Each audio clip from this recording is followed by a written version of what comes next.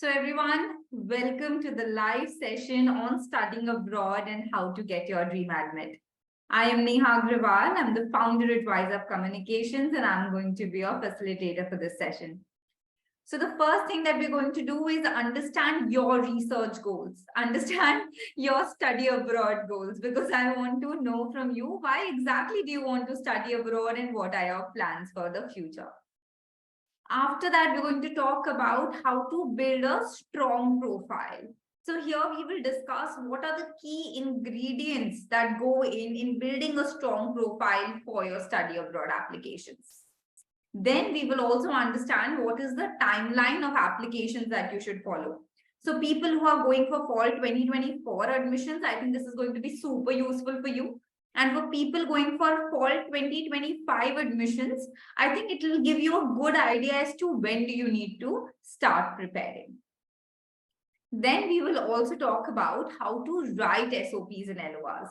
So these essays are actually one of the most important ingredients in your study abroad applications. So we will understand what goes in an SOP, how are you supposed to write it, and then how do you write your own LORs and make sure that they are all different from each other. Then I'm going to share with you the deliverables of a study abroad course that we will be doing at WISA for those of you who wish to build good quality essays, be it your SOPs, LORs, personal statements, scholarship essays, and even emails to professors. So we'll be discussing how to write all these different type of documents that you need for your study abroad applications. And finally, hopefully after this, you will be at a better position to go and get your dream admit. And if you have any questions in the end, I'll be happy to answer them as well for you. Okay, so let's get started. So here what I have for you is a quick live online poll basically. So here I'm going to ask you a few questions about which countries you're interested in studying in, what are your study abroad goals, okay? And you'll be able to see the live results as well. So I'd request you all to please scan the QR code that you can see on the screen. So for those of you who have logged in from your laptop or your desktop, please just use your phone and, scan the QR code. For people logged in from their phones, you can use this link, log in through the web, okay? So you can do that. All right, so let's see the first question here, which is, why do you want to study abroad? Is it because abroad has better job opportunities? It has better research facilities, peer pressure, or just want to get out of India? I mean, that's also fine. Okay. All right. So thank you for your answers. So I think nearly 60% people are telling me they want to study abroad because of better job opportunities. Another 30% better research facilities. Only 4% are telling me I just want to get out of India. And okay, very few people are telling me peer pressure. But okay, that's also gone. Trust me, guys. This is actually very valid. You don't even realize. But when you see other people preparing for abroad applications, you feel that, you should also study abroad, and study abroad is the key to fulfilling all your dreams. So sometimes we do end up studying abroad, not because we want to, but because of peer pressure. But all right. Thank you for sharing that. Next. What is your end goal after studying abroad? So what do you want to do? Do you want to get a job and settle abroad? Get international work experience for 3 to 5 years and then probably come back to India, come back immediately after finishing your studies? Or, I mean, it's okay if you're not sure yet, So what is it? For people who are not able to log in or not able to respond to the poll, you can also give me your answers in the chat box, and that's completely fine. All right, so 40% people are telling me get international work experience for 3 to 5 years and then come back to India. Another 13% want to settle abroad. 6% are saying come back immediately after finishing studies, and another, I think, 45% not sure, which is okay. I wouldn't say coming back to India immediately after finishing your studies is a good option, because you should try and get some formal work experience. More than the degree, what Indian companies look for is if you have international work experience from some renowned MNCs. So that is a better way to go about it. Secondly, if you work internationally, then you're also able to recover the costs of your education. So at least working there for a few years makes sense. But majority of the people, and in fact, so many of my friends, most of them in the beginning, they said, we want to come back to India. But 90% of them actually settled abroad and they're never coming back. So you might not know you'll like abroad so much that, you'll end up staying there itself. All right. And now coming to my last and the final question, which is, which countries are you applying to? So of course, there could be more than one country, but tell me your primary country or main country that you're applying to. So please tell me that. Yeah, you can of course answer in the chat as well. Okay, so as expected, of course, majority people are looking at USA. Oh, I have a fair number of people applying to Singapore this time. Okay. Then some people in Germany, UK, Canada, very few, then some other countries. And some people are not sure about the country as well. Okay, that's fair. Probably Germany. Okay. All right, so everyone, thank you so much for sharing your results with me and sharing your answers with me. And this will actually help me better take this session, because then I'll be able to give you answers catered to these countries as well. So thank you so much for sharing that. And now let's move forward and talk about building a strong profile. So before I share my information, I'd like to ask all of you, so what do you think universities look for in a candidate when they are giving admission abroad? So what according to you are the key ingredients that go in building a strong profile for studying abroad? What is it? Publications, okay. Strong research experience, okay. What else? CGPA, research paper, GRE. Valid research experience, grades, GRE, TOEFL scores. Yes, okay. Good at academics as well as extracurriculars. All right. Anything else?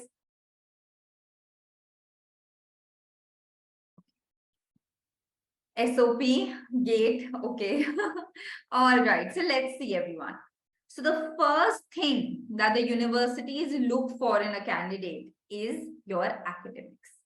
And when I say academics, it means high CGPA and some relevant courses and skills. So when you're going for higher studies in a particular field, you need to show that you've taken the relevant courses, you have the relevant skills so that you are able to take that advanced program in that field. Now, a lot of students come up to me and they say that, ma'am, I've been studying computer science and now I want to switch to data science. Or say, I've been studying electronics and communication and now I want to switch to computer science, or I want to switch to data science. So what do I do? Do I need to prove that? So guys, in such a case, it's okay. Like majority of the people nowadays, these are all very closely interlinked degrees. So majority of the people nowadays make that transition like from an electronics degree to data science, or from computer science to data science. But here, it's important that when you're writing your SOP, make sure that you mention some of the relevant courses that you've taken, which are related to data science, related to computer science, because that shows that at least you have some background knowledge and you know what you're getting yourself into and you're prepared for that program. So if at this point you think you don't have that sort of a profile, make sure you substantiate that by taking some elective courses, by taking some external courses, and build your profile accordingly. Second is getting high CGPA. I know popular opinion among students generally is that, CGPA doesn't matter. It's just a number. It doesn't play a role for our job opportunities, or it doesn't play a role for our higher education. Guys, that's not true. The universities do look at your GPA. So technically, higher the GPA, the better, because see, at the end of the day, you're going to an academic institution, right? And the university looks at your academics to see how well you've performed in your current institute, because that will reflect how well you will do in the foreign institute that you join. Okay. So now a lot of students have this question that, ma'am, okay, then what is the minimum? Right? What is the minimum CGPA that I should score? So of course, CGPA actually varies a lot from university to university. I know private universities are more liberal in giving high CGPAs as compared to government universities like NITs, IITs. So that can vary considerably. But I would say, like, from my experience and after speaking to so many students, I think the minimum that you should aim for is 7. Okay. At least give yourself a bench line that, okay, I should not be scoring anything lower than 7 out of a 10 scale. 6 on a 10 scale does not look impressive. But anything above that, like a good CGPA would be 8, 8.5, 9, 9.5, right? So this is actually really good CGPA and it adds value. But on the bottom side, I would say try and aim for nothing less than 7. If you have low CGPA, that does not mean you will not be able to get into the top universities. That's not true. If you have low CGPA, one thing you can do is try and work on your score in the next few semesters. Another thing that you can do is substantiate your profile with other things like good GRE or TOEFL scores, good work experience, internship experience, by writing a good SOP, correct? And in fact, in the SOP, you should also talk about why you had low CGPA. So if you're able to explain that, I was suffering from an illness or it was because of COVID and I was not able to concentrate on my studies, which is why only 1 or 2 semesters I have low GPA, the universities do take that into consideration and then they overlook those things. So that's how you overall substantiate your profile. Okay.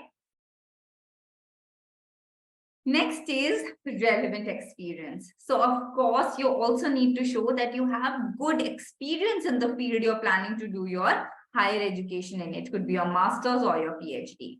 So either in the form of internships, projects, or full-time work experience.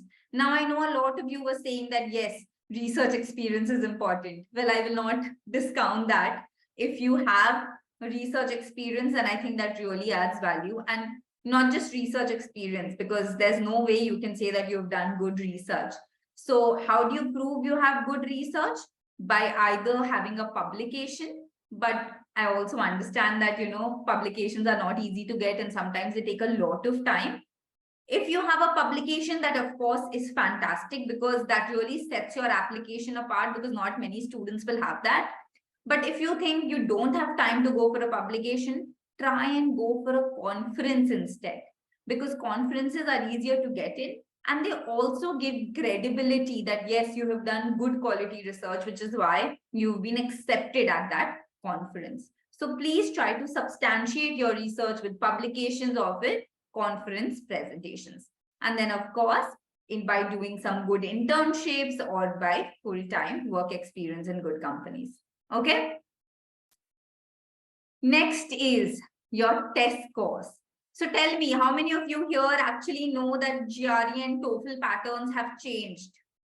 How many of you here are actually aware of this? Yeah? Okay, so guys, from TOEFL, I think from July, and GRE from September, the pattern is changing. Earlier, both these exams were around 3 to 4 hours. Now they've been reduced significantly to less than 2 hours. But the scoring pattern is going to remain the same. The difficulty level is going to remain the same. The university cutoffs is going to remain the same. Okay. So at least you should try and find out about this. But don't worry about the university cutoffs changing or your preparation strategy changing, because that's not going to happen. So when it comes to test scores, they also play a very important role.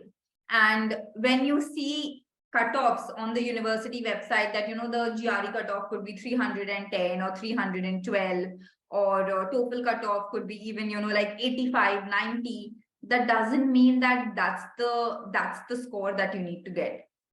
Try and score as high as possible in these tests, because the higher it is, the more strong your application is, the more powerful basically your application is. Okay, so when I say about GRE, I think you should try and aim for anything above 325. I know it's a little ambitious, but anything above 325 is very good. For TOEFL, anything above 110 is actually very, very good. Okay, so these are the kind of scores that you should be aiming for. For GMAT, I know anything above 700, 720 is considered to be good. Okay. Yes. Just give me a second. Yeah. So please prepare for these tests in advance. Don't take them lightly. In fact, if you have low CGPA, getting very high scores in these international tests is a way to substantiate and cover up for it. Okay. Next is your essays and CV. So all universities, when I say all, that means all universities asks for essay and CV. So when it comes to essays, they will definitely ask for your SOP, LORs. Some universities will ask for personal statements. Some will also ask for scholarship essays, and all universities will also ask for your CV. Now, what has happened is that 5 to 7 years ago, when I was sitting for my, preparing for these study abroad applications, at that time, for majority of the universities, you prepare one SOP, and that used to be enough already. And the same SOP you could send out to all the universities one by one. But that's not the case anymore. Literally, every university has a different requirement. Some university will ask you for a 1,000-word SOP.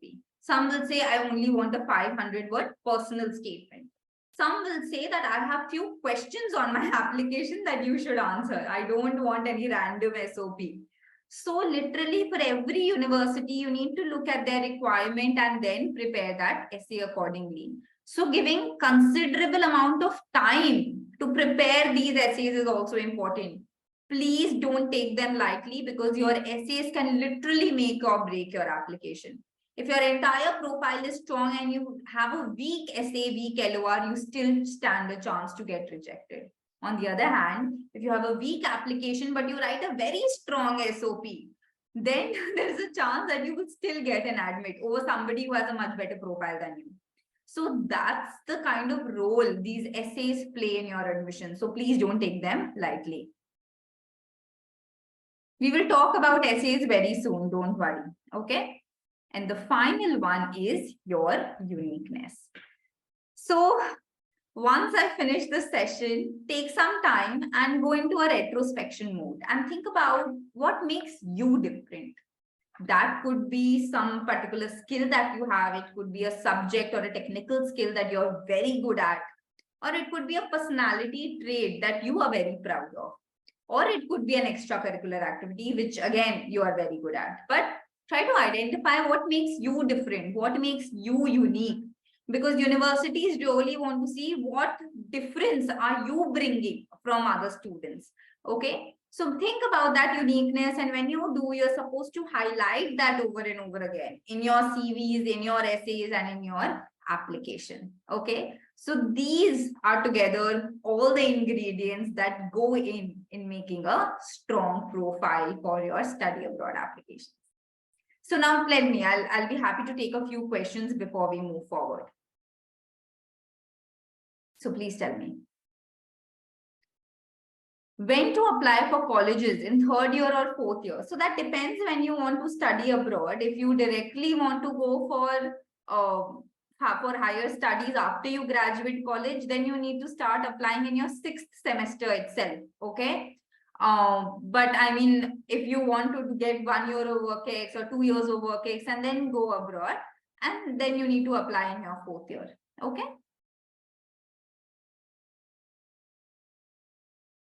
When and how to know SOP requirements of each university? So that's a great question, Nayantara. What happens is that when the university application portal opens, that is when you will be able to see what are the individual SOP requirements. Otherwise, simply go on Google and search statement of purpose, Georgia Tech University, or statement of purpose, Cornell University, letter of motivation, Technical University of Munich. And then you will see a web page that's coming where they have written down what exactly they are looking for in your statement of purpose. Okay. How to convert 10 GPA to a 4-point scale. So I don't think that is something you need to worry about. If the university wants to convert your score to a 4-point scale, they will give you a scale calculator. Otherwise, generally, most universities will consider your score from a 10-point scale only.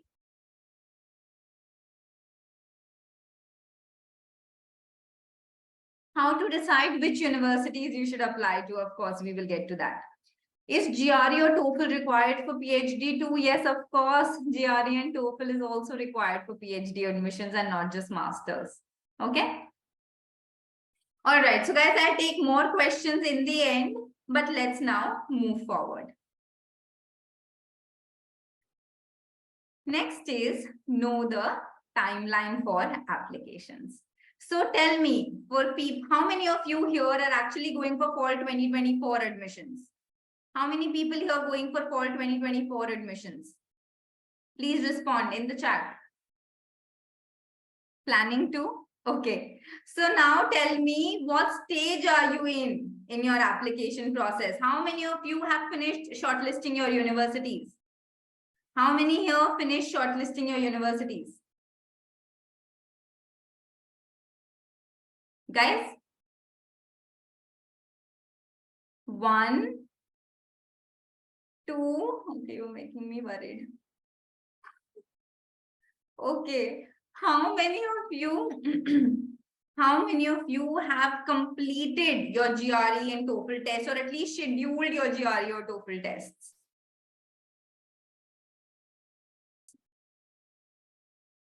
Very few. Booked, okay.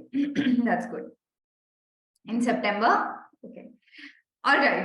So guys, I'm going to show you the ideal timeline that you should be following if you want your entire application process to be smooth. But for people who are running slightly late, please don't get scared. It's okay. I mean, you will manage. But for people who are probably in their third year or, planning to apply next year or something, I think this will be very useful for you. And for people applying next year, at least please take a note of how much behind you're falling and then try to catch up. Okay. So technically, March to April 2023, like this year, if you're going for fall 2024 admissions, what does fall 2024 means? August 2024, you will be joining that university. Okay. If August 2024, you will be joining that university, then you need to start shortlisting the universities 1.5 years before. So by March or April of 2023, you should be choosing your universities. And how many universities should you be choosing? So generally, ideally, you should choose somewhere between 8 to 10 universities. Okay. How do you shortlist your universities? So of course, the first thing that you should do is you should look at the university rankings. So go to QS University rankings or Times Higher Education rankings, and then shortlist the university based on university rankings and even subject-wise rankings. Because some universities overall might rank well, but when it comes to that particular subject, they might not be the best university. So look at the rankings, take out a list of, like, say 200, 300 top universities in the world. Then based on which country you would like to go to, you see which are some of the universities that are falling in that category. Then what you should do is go to the different university websites, see what are their requirements, what are their offerings, whether you're interested in the program, how long is the program for, and what are the research options that they have, what are the research facilities that they have, and then shortlist your universities. Okay. So when you shortlist your universities, try to categorize them into safe, moderate, and ambitious. What does this mean? So safe universities means those universities where you are very confident if you send out an application, you will secure an admission. Moderate universities are those which are somewhere in between, where you might get an admission, might not get an admission, but they are good universities. And ambitious universities, of course, are some of the top tier universities where if you get in, it's just going to be like a dream come true. So if you're, say, applying for 10 universities or 9 universities, then you should choose 3 in safe category, 3 in moderate, and then 3 in ambitious category. Now, I know the question that you would ask me is, ma'am, but how do I know I'll get into this university, right? So in this case, searching and doing a lot of LinkedIn research helps. Of course, if you're studying in college, reach out to your alumni, reach out to your seniors and see which universities are they studying in, because chances are your seniors are going to have a very similar profile as you, right? Plus or minus a little bit. And if your seniors have been able to get into those universities, And if you have a similar profile, that means your chances to get in that university is also quite high. So on LinkedIn or by speaking to your seniors, alumni, try to map that out for yourself, okay? That which universities your seniors have managed to get in, which universities are good, but very few people have gotten in. And then, of course, ambitious universities could be any university that you would love to study in. Now, at this stage also, what a lot of students do is they ask an educational consultant to shortlist universities for them. Guys, please don't waste money on education consultants. Firstly, they rip you off. They're going to charge you what, 10,000, 15,000 per university that they shortlist for you, or per university they apply for you, which is like just crazy. And when they're applying to these, when they're choosing these universities for you, right, they don't know anything about you. They don't know about your profile very well. They don't know what are your interests. And so they will just give you a general list of universities. And secondly, they will also include some universities where they have tie-ups in, and they're going to get a commission if you get an admit from them. So please don't ever rely on educational consultants to choose universities for you. I think this is one of the most important steps, and you need to spend a lot of time in doing it. Okay. Next, by May to July, you are supposed to give your entrance test. And the reason I chose this time period is because generally most of the people have the summer vacations right now. So it really helps if you're able to complete your tests during this time. So prepare and give your test like your GRE, TOEFL, or any other test that you're planning to give. Here also, what happens is, I'll tell you. So when you're going to give your GRE and TOEFL, right, at the end of the exam, the system will ask you, can you tell us 4 universities where you would like to send your test scores to? So I did not know these things. When I went to my test, by that time, I had not shortlisted my universities. So I chose some random university names. And then what happened, I did not even apply to those universities, and all these test reports that they were sending for free went for a waste. So that is why if you have chosen your universities beforehand, number one, you know what are their cutoffs, what exactly are they looking for. In fact, they also have like individual cutoffs also, verbal section this much, quant section this month. So you also know how much you're supposed to prepare for it. And secondly, when you've chosen your universities, you can actually send 4 test scores free. Otherwise, for every GRE or for every TOEFL test report that you send to the universities, you actually have to pay ATS for that. It's that expensive, the whole process. I'll answer your questions very soon. Let me wrap this up, Next is from August to September 2023. Now, this is the time when you should be preparing your essays and your CV. Okay. So firstly, when you've chosen your universities, you will know what are their expectations. So accordingly, write your SOPs, LORs, personal statements, scholarship essays, research proposal, and CV. Yes, some universities might ask for scholarship essay along with your SOP. Some universities where you're going for research positions like masters with thesis or PhD positions, they would also ask you for a research proposal. And all these things, guys, it takes time. And as I said, these essays are very important. What happens most of the times is students really take their essays casually. And then in October, November, they start preparing their essays. They don't have the time. Something they make up and then they submit. And that's a poor quality essay that you're submitting. So if you start preparing for these essays from beforehand, then you can be 100% sure that that's the best version of these essays that you're submitting, and you will not be compromising on that. So taking good amount of time, 2 months of time to preparing all these essays is very important, which is why I'm also having this study abroad session right now, so that you know how to write these essays, because in August, September, you should be working on that. Okay. Clear so far, everyone? I hope you're not getting bored. I know you have a lot of burning questions. I will, of course, answer them for you. Don't worry. But everyone good so far? I hope you're not bored. Yes, no, anything. We're good? Okay, I'm glad to hear that. Actually, most of my sessions are much more interactive. Like I take communication skills sessions, research sessions, and they're super interactive. But the study abroad one, like, There wasn't any way I could make this more interactive. So sorry about that, but I hope you're not getting bored. I'll try to keep you engaged. All right. Next comes September to October, which is emailing the professors. So now I have a question for you. How many people here think that, we should go for emailing the professors? And how many people here think, no, we should never be emailing professors? What do you think? Should email, depends on the country. Okay, we should email, not email. Okay.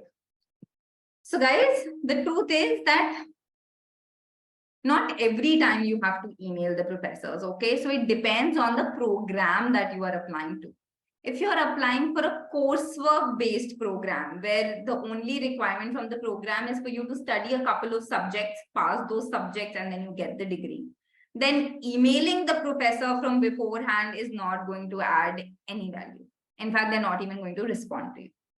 But it's a good idea to email the professors when you're going for research-based positions. So masters with thesis and PhD positions. In fact, if you email the professors from beforehand and they actually, through the conversation, they actually like your profile, two things happen. First, your chances to get an admission significantly increases if the professor really wants to take you in. And secondly, from beforehand, you know which professor you're going to work with, and there's no gray area there, because I'm sure you guys know that when you're going for research-based programs, a lot depends on the professor you'd be working with. So if the professor is nice, then your entire PhD research, master's research is going to be smooth. But if your professor is crazy, then it becomes a hell that those 2 years or those 4 years of time. So if you know which professor you're going to work with from beforehand, then it gives you that much clarity as well. In my case, I applied to a total of 10 universities. I applied to 2 universities in Singapore, and then I applied to 8 universities in the US. And in total, I got like 5 admits. So from 4 universities in the US and 1 in Singapore. But when I was emailing the professors, I got 2 professors who responded to me. One professor was in Singapore, the NTU professor under whom I eventually worked in and completed my degree under. And second was a professor at Georgia Tech. He also responded to me. He also liked my profile and he decided to take me in. And then I noticed that once these professors agreed, both these universities, I got my admits very quickly. And I think that really had to play a part in my admission process, the fact that these professors had agreed to take me in. So emailing the professors, of course, is a good decision, provided they have some role in your application, in your admission, in your degree, basically. If they're not going to guide you one-on-one, then there's no point emailing the professors. Okay. Now, when should you email the professors? Please don't email the professors before August or before September. Reason being, you'll just get them confused, right? Because at that time, the current batch will be joining and you are emailing them for the next year. So it's going to be very confusing. Don't email them from beforehand. Only when the new batch has already joined, which is in August, then you should start emailing them in September, October for the next year. Also, when you're preparing these emails, please don't spam them, okay, by making a general email and sending to a lot of professors. You will never get a response. You need to customize your emails to each and every professor. It takes a lot of effort, but that is what pays. Like for me, I'll again share my example. I applied to 10 universities, right? And in those 10 universities, I chose 5 professors and I emailed to those 5 professors. So total, I emailed around 50 professors. Out of them, 5 or 6 responded. Others did not even respond. 5 to 6 responded. And then for 2 professors, one from NTU, one from Georgia Tech, the conversation really went forward and they decided to take me in. So that's the ratio that we are looking at. Okay. Next is October 2023, and that is when all the applications will open. For majority of the universities, the application portal opens in October 2023. And by this time, if you have followed this entire timeline, you will be ready with every single thing. Your tests will be done, your essays will be written, all your score reports, everything you will have with you. Basically, you will be all set to go and apply. Okay. So in October, what you should do is you should start creating accounts on the university portal. So basically, create an Excel sheet list down all the universities you've shortlisted, and then put all the important information in the Excel sheet. What are their deadlines? What are their requirements? What is the link to apply? What is your username, password? Put in that Excel sheet, because you don't want to, constantly open and see the same information again and again on the website. So in October, when the application portal opens, create your account, okay? And when you do, you'll be able to see the entire application form. Now, majority of the time goes in filling the personal particulars. So in the beginning, once or twice, when you're doing it for the first time, it will take some time, but then you'll get the hang of it. So your personal particulars, name, address, college, passport details, etc. Just make sure that you fill all these things, because once that is done, all you'll have to do is upload the important documents. Okay.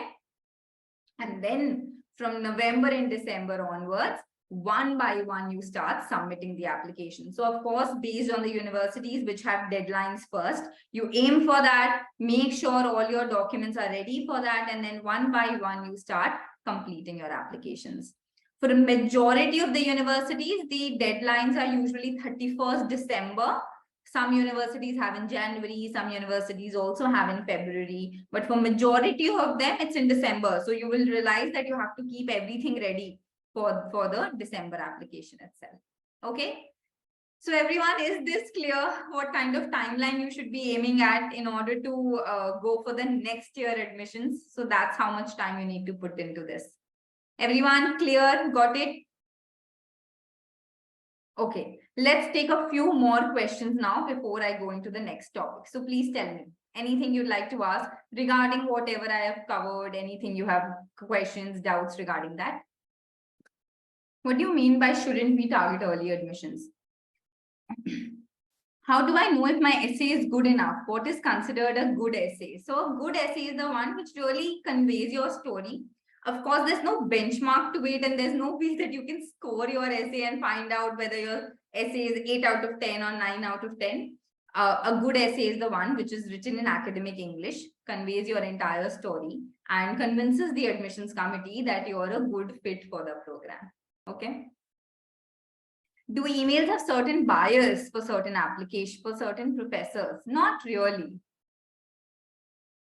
Is it too late to start GRE and IELTS prep and start the process now? No, Aditya, don't worry. Even if you start now and put a lot of tension to this, your entire study abroad application, you will still manage to finish everything in December. So don't worry. You still have August, September, October, November. The 5 months are still there. You can easily manage everything. Okay.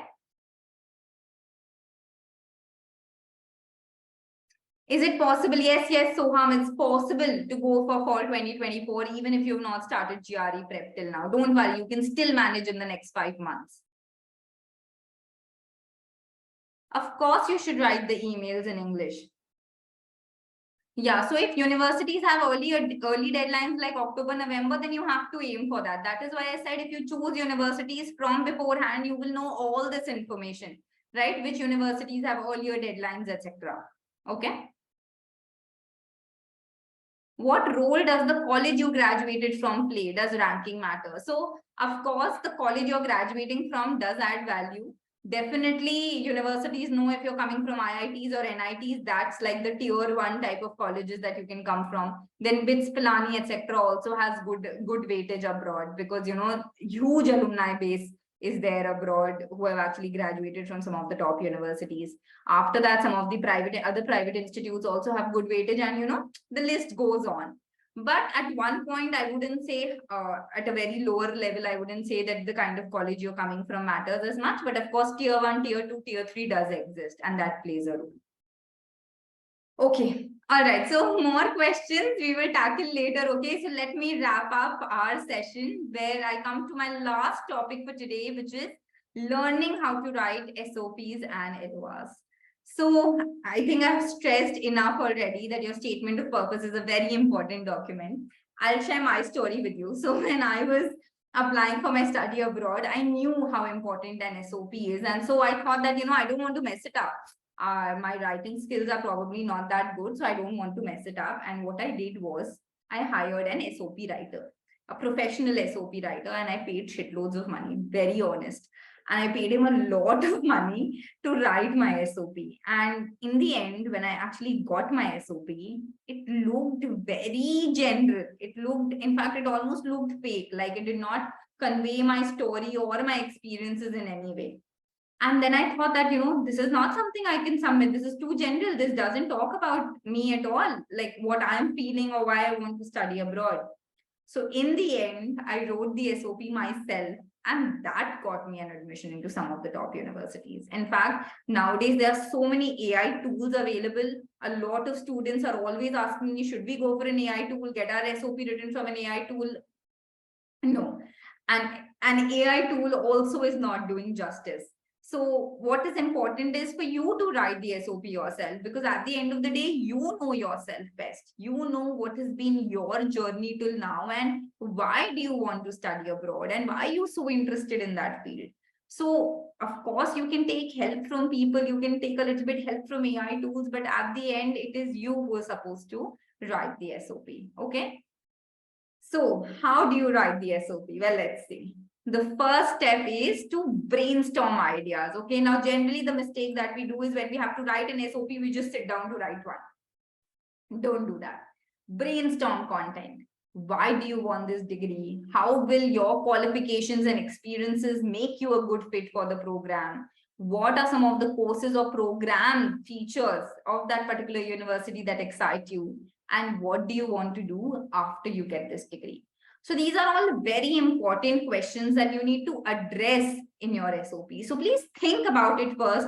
Make sure they are all very well aligned. You cannot be saying that, I think abroad has better job opportunities. That is why I want to go abroad. No, there has to be a more intrinsic reason. You cannot just say, I want to go out for better job opportunities. Okay.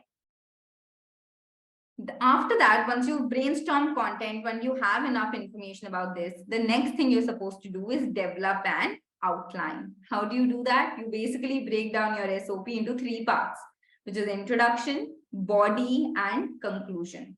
When it comes to introduction, the first thing you're supposed to do is open with an attention-grabbing hook. And why is it called as the hook? Because it hooks your audience to your story.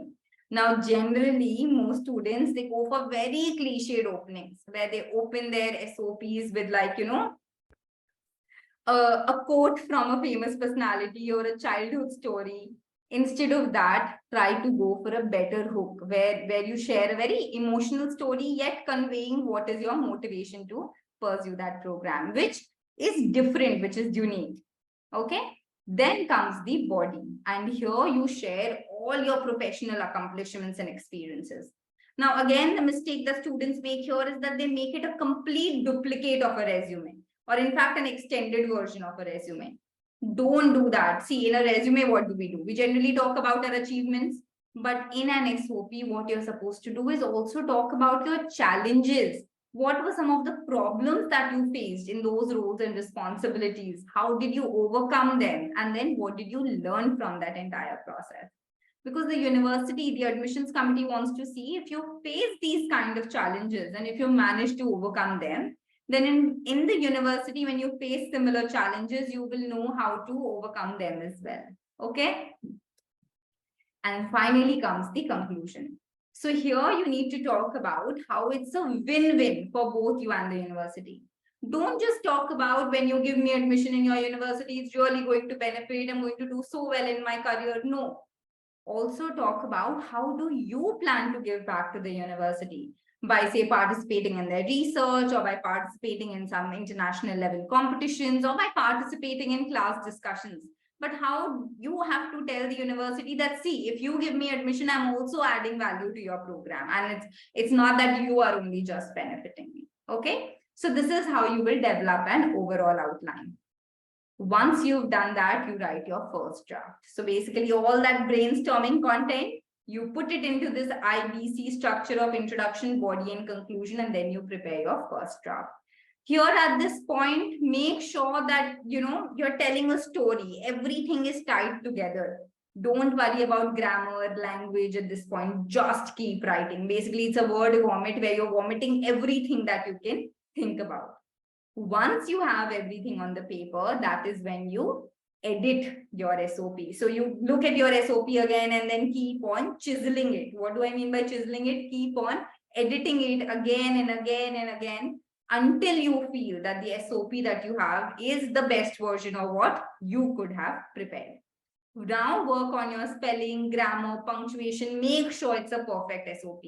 Any specific university requirements that are there, make sure you include that. Okay. And when you're happy with the overall content, that is when what you should do is ask your 3 friends or colleagues or seniors to review your SOP for you and provide you feedback. So people who have good command over English and who have some knowledge of what goes in an SOP, ask them to give you feedback. And then whatever necessary suggestions are there, you incorporate that in your SOP. And then after that, you will have an SOP finally, which is ready for submission. So can you see how much work is involved in this process, which is why I keep saying that you need to give a good 1 month time to working on your SOP in order to make sure that you have the best version with you. Next comes writing your LORs. So now in India, what happens is that when you ask for an LOR from professors or from managers, what they will say is that, please write something, I will do some edits and then I will give it back to you. So in the end, the LORs also needs to be written by you. So what should you do when it comes to writing your LORs? So generally universities will ask you for 3 LORs. Some will ask for 2, but I think majority will ask for 3. Okay. So the first thing that you need to do here is choose your recommenders very carefully. Generally, what we think that we should get our LORs from HODs or very higher up people, but don't go for that. Because these people, they will not know you very well and then they will not be able to comment or talk about you very well. Instead, try to go for recommenders who know you well enough.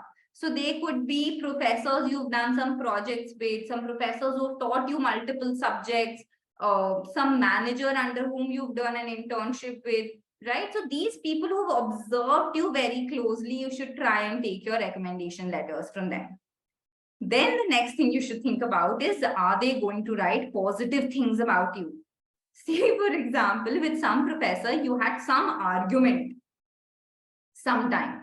So you need to really think about that, okay, because this is going to be completely anonymous, right? At the end of the day, you can never know what the professor is writing about you. So you really need to be 100% sure that, okay, if this professor is going to submit an LOR, is he going to write positive things about me, or or does he have a grudge against me and probably will take it out on my application?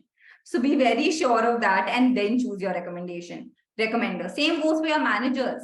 Say you're working full-time in a company and your manager is upset at the fact that you're going to leave the company. So maybe he might mess up your application and not give you a good recommendation. So be very sure of this before you choose your recommenders. Next, will they submit the LORs on time? So for professors, they have a lot of students who are requesting them for LORs. And imagine if you as a student are submitting your application to 10 different universities, and if they have 10 students like that who are asking them for LORs, imagine they have 100 LORs to send. And some professors, especially if you go for HODs, etc., they are very busy. And they'll keep delaying it, and you'll have to keep chasing them. So instead of that, make sure that you have professors who will be able to submit the LOR on time, people whom at least you can approach and contact. Sometimes if you go for professors who are sitting in another city and you cannot approach them, then what happens? You'll be keep calling them, keep emailing them and telling, sir, please submit, sir, please submit. So you don't want to be in these kind of situations. Next, relevant recommenders add weightage. I think I've already told you this. Yeah. Third is write a strong LOR using the below points. Include relevant statistics and then support claims with examples. Generally in LORs, most LORs that I see from students, they'll write the student is excellent, very good behavior, excellent personality traits, very good teamwork, very friendly with other students. But there's nothing supporting all these things. They are all just filled with adjectives. So instead of writing an LOR like this, whenever you're writing a personality trait or a quality of a student, support that with example. For example, if you're saying that the student is very punctual, For instance, during my entire semester last year, he did not miss even a single class. Now, the moment I say something like this, immediately I'm substantiating the fact that yes, this is why the student is punctual. So always support your claims with examples. Okay. So guys, this is what I wanted to share with you about writing SOPs and LORs. And now let's talk about let's talk about the deliverables of the course. So starting from next Saturday, 29 July, I'm conducting a full-fledged course on writing your way to study abroad. It's going to consist of 5 sessions, and we're going to do these sessions on the weekends and a single Wednesday. So total 5 sessions completed in 9 days, and each session is going to be for 1.5 hours. Now, this entire course is a complete all-in-one solution to writing all your admission essays. So whether it's your SOP, LOR, personal statement, scholarship essay for master's, PhD, undergrad, or MBA program, everything we cover. So when I say that, we first brainstorm content with you as to how to write SOPs for master's, PhD, and MBA programs.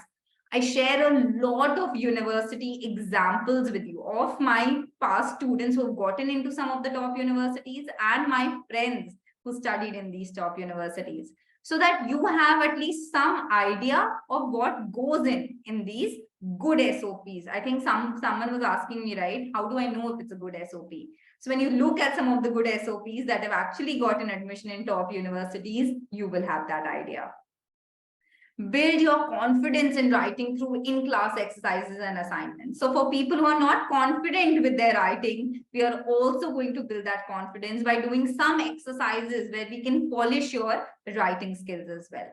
Then we will talk about personal statements, LORs, and even emails to professors. So how should you write emails to professor? What kind of content goes in there that actually makes the professors reply to you? So all these things will be covered in the course. So we have 2 different plans here. First is the standard plan, where you will get all these 5 live and interactive sessions, entire course material. And for those who have missed any of the sessions, you will also get access to session recordings for up to 1 year. And second is the premium plan, where you will get everything in the standard plan. But along with that, you will also get 2 rounds of SOP review from me. Yes, so I also do SOP reviews and LOR reviews. And for one SOP review, what I do is I do 2 rounds of feedback. In the first round of feedback, I give you feedback on the content, whether your information is proper or not, whether the flow is good enough, whether any paragraph needs to be rearranged, whether some information needs to be taken out or included. All this kind of feedback I give you in the first round. In the second round of review, basically what I do is I polish your entire SOP.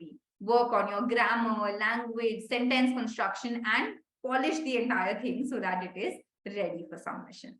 So these 2 rounds of SOP review also you will be getting in the premium plan. And for this also you have 1 year validity to avail the review. So say, for example, you attend the course right now, but then you write your SOP 1 month, 2 months, 3 months later, or even a year later, you can still get that feedback from me. So my colleague Akash, he's put the workshop link in the chat box for you. So you can actually go through it and, sign up. We're running a special promotion where first 20 people who sign up for these programs will be getting these courses at this price. Otherwise, the price for these courses is slightly higher. Okay. So guys, that is what I wanted to share with you. For other people who are still planning to study abroad, well, we have also made a lot of YouTube videos. In fact, I think I've not updated this slide, but now we have 90,000 subscribers and 5 million views on our YouTube channel. And I have made a lot of videos on studying abroad, and I keep making them also, which you can check out.